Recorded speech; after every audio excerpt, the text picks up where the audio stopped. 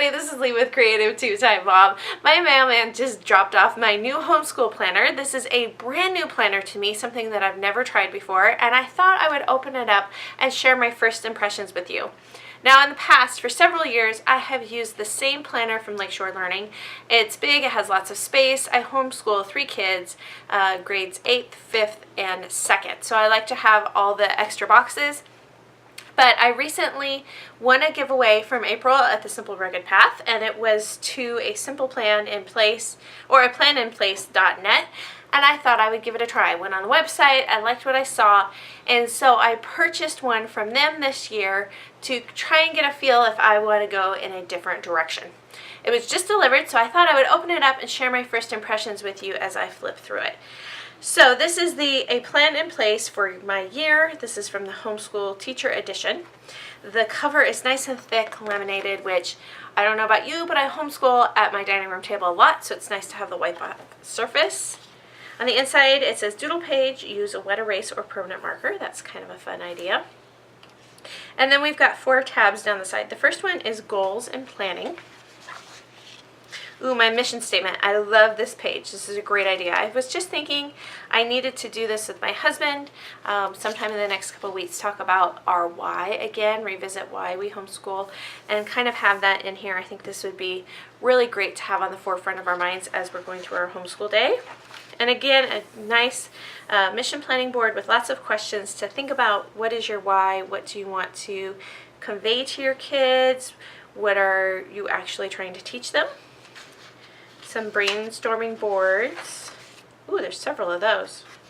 My goals for the year. Now, I like that this is right next to the mission statement and the brainstorming mission plan, because then you can take your goals and kind of break them down into actionable steps. Keep yourself accountable. My responsibilities to remember.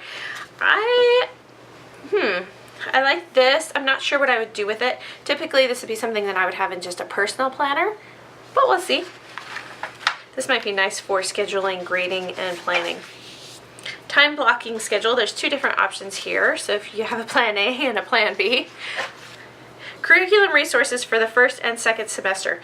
I love this idea. I typically do this electronically. If I'm reserving stuff from the library, I have something online that I use this for. But this is a great idea for when I just want to jot something down and I don't want to get on the computer, because we all know how distracting that can be. Family plan, current year and long term. Great idea. I love it. Homeschooling budget for the current year and the next year. Again, this kind of goes back to, for me personally, the curriculum. Being able to plan things that work, things that we might want if the money is there. Field trips that we might want to take if the money is there, and the field trips we definitely plan on taking. And that's good for the next year too, because it can be things that we want to repeat. Oh, great idea. See, she's got a field trip planning page already with your contact information, the cost, the time. This is a great idea. I always need more help keeping our field trip ideas organized. Long range goals. My plan in place for meals. Again, this is probably something I would do somewhere else, but that's a great idea in here too if you have nowhere else to put it. And then we move into the calendar section. I opted for the 14-month calendar starting in August of 2018.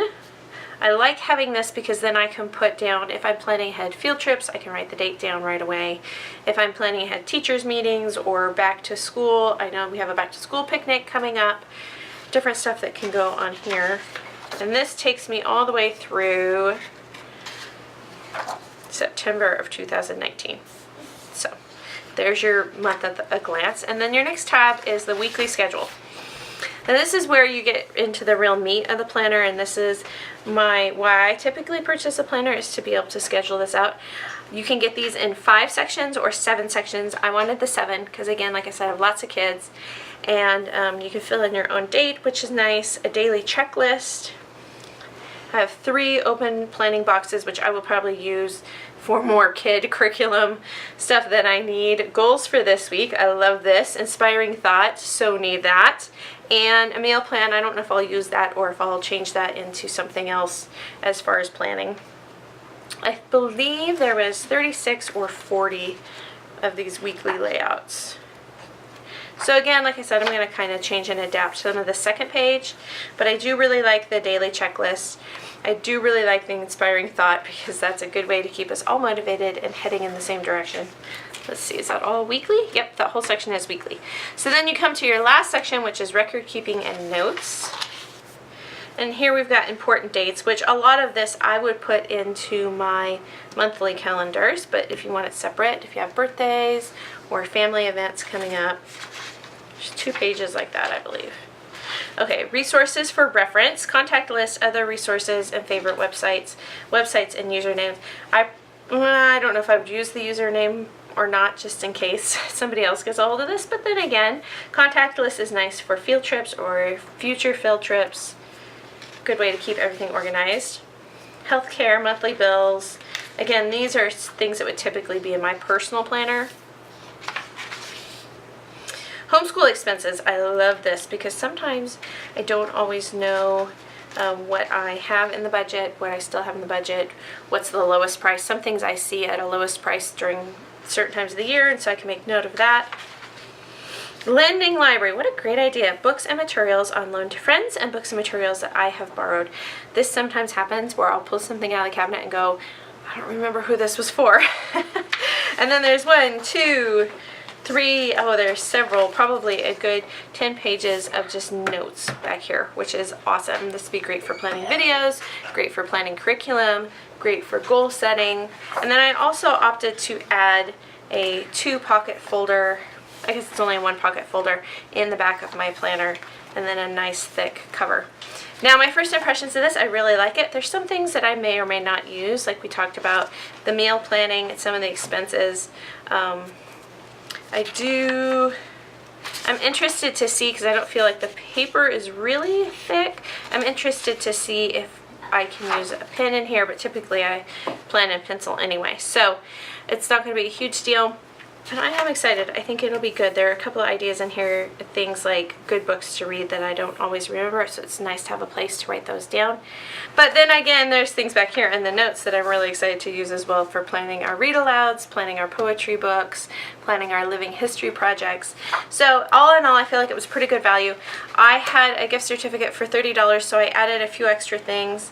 I know the folder cost me a little bit more. I don't believe the extra months in the calendar did, and that was about it.